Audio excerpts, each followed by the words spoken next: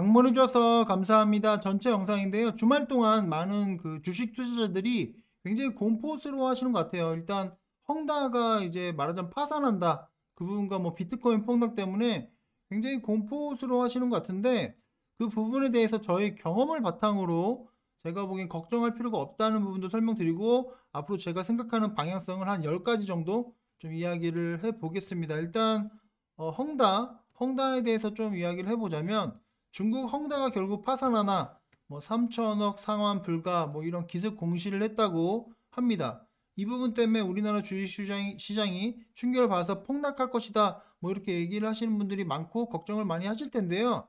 일단 내일 상황에 대해서 제가 잠시 후에 설명드릴게요. 근데 지금은 헝다만 좀 이야기를 해보겠습니다. 근데 제가 헝다 사태에 대해서 이미 얘기했어요. 중국 헝다 총수 시자인이, 제가 생각하기에 저의 개인적인 생각입니다. 중국 공산당한테 찍힌 것 같다. 시진핑한테 뭐 찍힌 것 같다. 뭐 저의 생각을 이야기를 했었습니다. 그래서 이 회사가 망하고 그 망한 부분에 대해서 다른 회사나 다른 기업들이 다 뜯어 먹을 것 같다라고 제가 이야기를 했어요. 이 부분이 우리나라에도 이런 상황이 있었습니다. 한진해운을 기억하시는 분이 있을 수 있는데, 한진해운 퇴출 배경엔 최순실 일당. 최순실이 말하자면 박근혜 정부라고 볼 수 있죠. 이때 당시에 한진해운이 찍혔습니다. 그래서 말하자면 망했어요. 망한 부분 여러분 기억하시는 분도 있고, 이제 뭐 말하자면 주린이들은 모르실 수 있는데, 한진해운이 상장 폐지가 되고 말하자면 그것을 누군가 다 뜯어 먹었습니다. 누가 뜯어 먹었냐면 현대상선. 그때 당시에 현대상선이에요.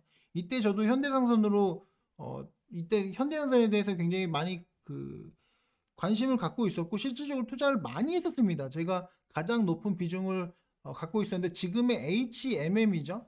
이 보시면은 한진해운이 왜 망했을까? 뭐 현대상선 과연 살아날까? 이런 뉴스가 나오고, 실질적으로 한진해운이 갖고 있던 부분을 현대상선이 유상증자를 통해서 다 샀어요. 사고 나서 어떻게 됐냐면, 자 보시면 HMM, 제가 한번 HMM 캔들을 볼게요. 현대상선입니다. 얼마나 올라갔냐면 폭등을 했습니다. 폭등을. 지금 그때 당시에 주가가 2,000원. 이게 2,000원 아닙니다. 이게 말하자면 뭐 여러 가지로 뭐 감자를 했나 유상증자를 해서 이렇게 2,000원인데, 그때 당시에 10,000원 정도 했어요. 10,000원. 어쨌든 2,000원에서 폭등을 해서 51,000원까지 올라갔습니다. 어쨌든 뭐 결과적으로 25배가 올랐다는 거죠. 그러니까 한진해운이 그때 당시에 망했지만 새로운 다른 기업이 그걸 다 뜯어먹고 주가가 폭등했다. 그러니까 중국도 헝다가 망한다고 중국이 다 망하는 건 아니잖아요. 누군가가 헝다가 한 일을 대신 하겠죠. 걱정할 필요가 없다. 뭐 제가 보는 관점. 물론 우리나라 주시장이 타격을 입겠지만 그 부분에 대한 대응법은 제가 잠시 후에 말씀드리겠습니다. 그리고 비트코인이 폭락하고 있다. 비트코인이 폭락하고 있는데 지금 반등하고 있는데, 비트코인에 대해 제가 보는 관점도 이미 뭐 과거에 다 설명을 드렸었는데, 이제 비트코인이 이제 미국 중심이 아니기 때문에 저는 좀 투자하기 좀 꺼려진다라는 이야기를 했었어요. 그러니까 뭐 전 세계 통화가 뭐 말하자면 뭐 미국을 중심으로 돌아가는데, 비트코인은 미국 중심이 아니라 어떤 시장 투자자들의 말하자면 개인의 그런 투자자들의 돈의 흐름에 따라 정해지기 때문에 저는 약간은 좀 부정적인 생각을 했는데, 어쨌든 이 부분은 비트코인 자체가 변동성이 좀 강하고 하락하게 된 부분이 먼 것 때문에, 먼 거의 말 한마디 때문에 폭락했다고 하는데, 뭐 비트코인 자체가 원래 이렇게 급등락을 하고, 비트코인이 그리고 차트를 보면 제가 보기에는 많이 올랐기 때문에 좀 조정받을 상황도 있다. 조정받을 수 있잖아요. 그리고 좀 반등 주고 있으니까요. 비트코인은 저는 별로, 물론 비트코인이 실질적으로 우리나라 전 세계 시장에 주식시장에 영향을 줍니다. 근데 뭐 내일 물론 하락할 것 같아요. 시장이 내일 하락하는데 그 부분에 대한 뭐 아무튼 잠시 후에 말씀드리고, 비트코인은 어떻게 보면 워낙 원래 이런 부분이 있기 때문에 저는 걱정을 안 한다. 그 부분 좀 설명드리고, 그리고 이제 오미크론 관련된 부분, 그러니까 지금 여러분이 이런 걱정, 미증시도 금요일 날 좀 급락은 아닌데, 지금 제가 보기엔 급락은 아닌데 어쨌든 좀 나스닥이 좀 많이 밀렸죠. 한 2%대 밀렸기 때문에 걱정되고, 헝다 때문에 걱정되고, 비트코인 때문에 걱정되는데, 제가 보기엔 좀 긍정적으로 보는 요인도 좀 설명을 드리겠습니다. 일단 첫 번째로 이제 오미크론 관련된 부분인데, 오미크론이 강한 그 감염력이 감기 바이러스에서 일부 유전자를 가져온 거다, 뭐 이런 이야기 나왔는데요. 말하자면 그 코로나 바이러스도 숙주가 죽으면, 인간이 죽으면 말하자면 지들도 죽잖아요. 그러니까 오미크론이 어떻게 보면 진화된 코로나라고 생각하는데, 말하자면 인간 몸속에 좀 오래 살아남고 싶은 거죠. 그래서 증상을 좀 약화시키고, 감기처럼, 아니면은 뭐 오미크론이 뭐 실질적으로 연구 결과 뭐 증상을 보면 피곤하대요. 피곤하대. 걸리면 피곤하다. 뭐 이런 이야기가 나오고 있기 때문에 숙주와 오래오래 함께 살고 싶어서 진화한 것이 아닌가.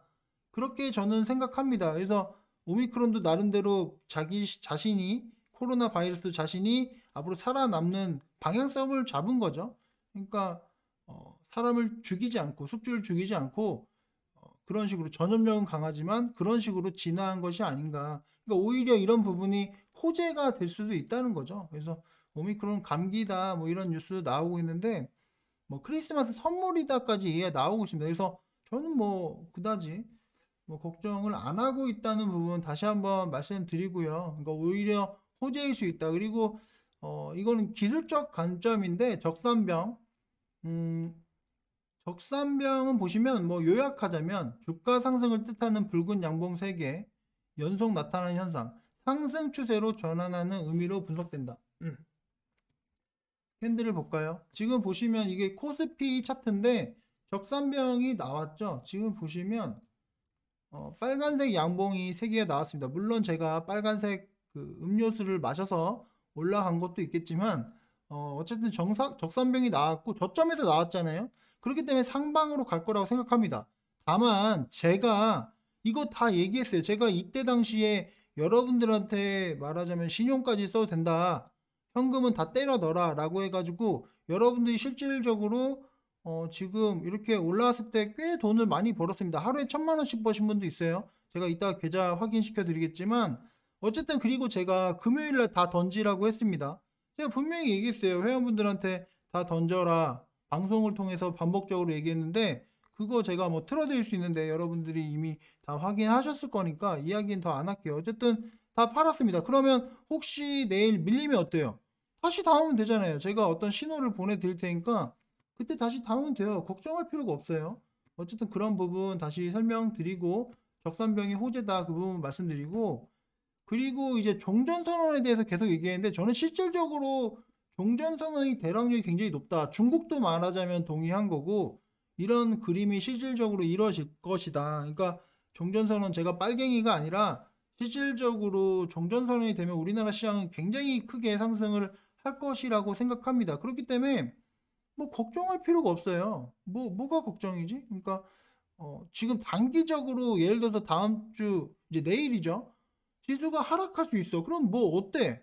지수가 좀 하락하면 어때? 여러분 신용 써가지고 당장 내일 반대매매 나가는 거예요? 그거 아니잖아요. 뭐가 걱정된다는 거야? 그러니까 제가 보는 관점에서는 걱정할 필요가 없다.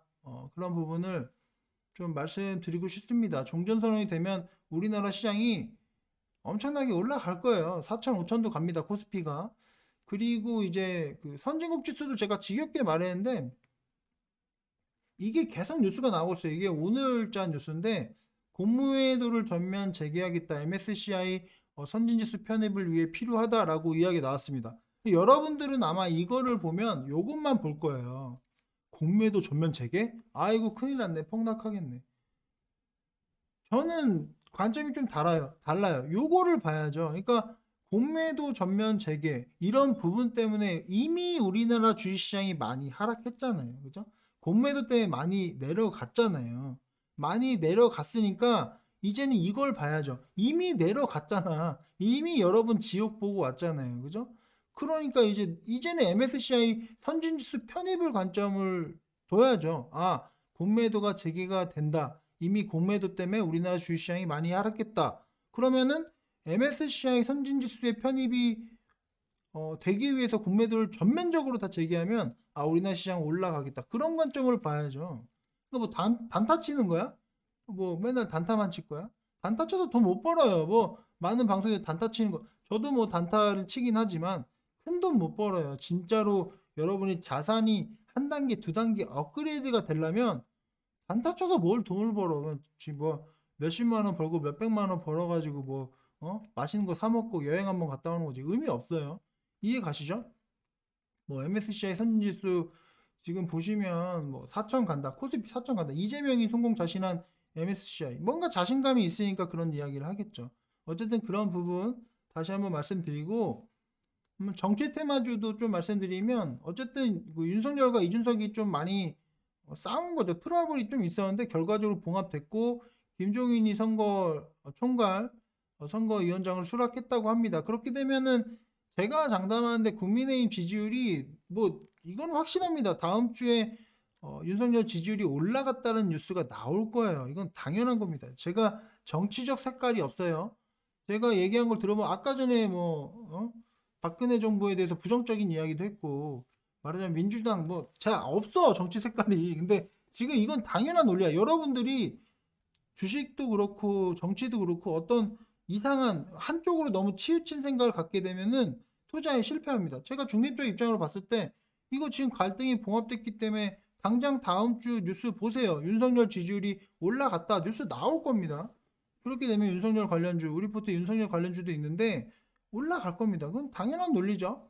고민할 필요가 없어요. 그래서 정치 테마주 좀 올라갈 것 같다. 그리고 저희가 그 건설주도 은근히 많아요. 건설주가 어떻게 보면 정치 테마주적인 성향이 있죠.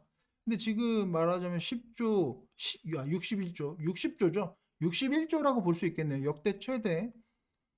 말하자면 건설주에 지금 말하자면 돈이 들어오고 있는 거죠. 이런 부분 때문에 정치 테마주도 올라갈 것이고 건설주도 올라갈 것이다. 그 부분도 다시 한번 좀 말씀을 드리겠습니다. 그리고 제가 좀 좋게 보고 있는 게 반도체를 팔았대요. 동학개미가 호재죠.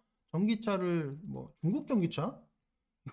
어쨌든 뭐 이런 식으로 이야기가 나오고 있습니다. 저는 반도체가 굉장히 많이 올라갈 것 같아요. 여러분이 골치 아프시면 삼성전자 사시면 돼요. 어쨌든 저는 삼성전자 한 주도 살 생각이 없는데 어쨌든 뭐 반도체 관련주가 좀 많이 올라갈 것 같습니다. 반도체가 올라가면 우리나라 주식시장 자체가 올라가요. 걱정할 필요가 없다. 뭐 그 부분 다시 한번 말씀드리고 그리고 이제 우리가 저점 매수 계좌 이걸 좀 보여드리면 제가 실질적으로 제가 며칠 전에 다 보여드려서 더 보여드릴 필요는 없을 것 같은데 다시 한번 좀 보여드리겠습니다. 제가 계좌를 보여드리는데 회원분들 계좌예요. 회원분들이 저점에서 주식을 많이 담아가지고 이분은 뭐 2억 5천 정도 벌은 거죠. 2억 5천 정도 벌으신 거고 이분도 이제 보시면은 뭐 매수하라고 해가지고 마이너스 뭐 어째 주식 담보 땡겨서 대출해서 사는데 뭐 어쨌든 뭐 큰 금액은 아니지만 이 정도 벌었고 뭐 그 다른 분 이분도 제가 많이 소개해 드렸는데 최근에 하락장에 반등할 때 12월 1일, 2일, 3일 1,000만 원씩 벌었어요.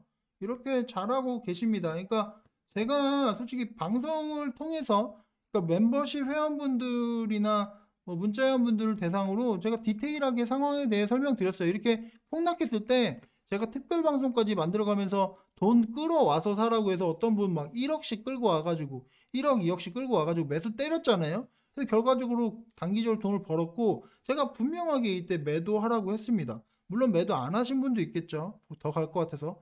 매도 안 해도 돼. 밀렸다가 다시 올라가겠지. 월요일날 하락해요. 하락하면 이때 말하자면 매도한 거 다시 잡으면 되잖아. 땡큐잖아. 뭐가 걱정이야. 근데 전체적으로 계좌가 마이너스가 많은데요. 그거는 나중에 올라간다니까. 종전선언 선진지수 되면은 그때 올라가는 거고 단기적으로는 우리가 잘 대응했잖아요. 그러니까 어떻게 보면 나중에 전체적으로 상승할 때 크게 먹어야죠. 근데 단기적으로도 실패 안 하고 있으니까 걱정할 필요가 없다. 내려갔을 때 다시 사면 되잖아. 뭐가 걱정이야, 그죠? 저는 좀 걱정을 좀 안 했으면 좋겠다. 그건 말씀드리고 가장 큰 호재를 또 말씀드리자면 배우님이 댓글을 달았습니다. 아우, 너무 기분 좋은 댓글이야. 항상 저랑 시황이 비슷한, 뭐가 비슷해? 전혀 비슷하지 않습니다. 이번에 엇갈리네요. 지금 비트코인 보세요. 제가 비트코인 설명드렸는데, 어우, 제가 이렇게 썼죠. 빨리 손절하고 도망가세요. 아이쿠 무섭다라고 했습니다. 대우님의 빠른 손절을 기원하고, 어쨌든 여러분이 좀 걱정을 안 하셨으면 좋겠다. 뭐 걱정한다고 해결되는 것도 없는데 걱정은 참 막말로 더럽게 많이 하세요. 어쨌든 뭐 지금 오미크론에도 반도체 이렇게 줍줍했다고 합니다. 반도체 호재도 있고 선진지수도 있고 종전선언도 있고 여러 가지로 호재, 기술적으로는 적산병도 떴고. 근데 제가 보기엔 내일 뭐 좀 하락해서 제가 어떤 식으로 매매한지 여러분들 회원분들한테 직접적으로 보여드립니다. 그런 것처럼 월요일날 근데 생각보다 그 여러분들이 줍줍을 하기가 좀 어려울 정도로 별거 아닐 것 같아요. 좀 싱거울 것 같아요. 지금 주말 월스트리트 지수가 별로 밀리는 것도 없어요. 그래서 결론은 제가 이미 다 설명드렸으니까 반복적으로 정리는 안 하겠습니다. 이미 영상을 통해서 많이 얘기했고 얘기하다 보니까 좀 길어졌네. 거의 16분. 이게 지금 대본도 없고 그냥 제가 쭉 얘기하는 거라 이렇게 길게 얘기할 줄 몰랐는데 어쨌든 제가 생각하는 방향성이 있으니까 회원 여러분들은 제가 얘기한 걸 집중해서 듣고 그 말하자면 나그네 님도 돈을 많이 번 이유가 제가 얘기한 한마디 한마디 놓치지 않아. 제가 보기엔 반복적으로 듣고 필기를 하시고 노력을 굉장히 많이 하시는 것 같아요. 그냥 제가 실질적으로 말하자면 투자를 해서 많은 돈을 벌어본 투자자고 제가 계좌도 많이 보여드렸지만 회원분들한테 더 많이 보여드리고 있지만 그런 걸 그냥 믿고 그냥 잘 따라오시면 돼요. 뭐가 걱정이에요. 그래서 걱정하지 마시고 남은 주말 좀 잘 보내주셨으면 좋겠고요. 오늘 9시죠. 잠시 후 얼마 안 남았습니다. 9시, 저녁 9시에 멤버십 전용 실시간 방송을 통해서 전체적으로 다시 한번 종합적으로 정리해서 설명드리겠습니다. 방송 여기까지만 할게요. 긴 시간 들어주셔서 감사합니다.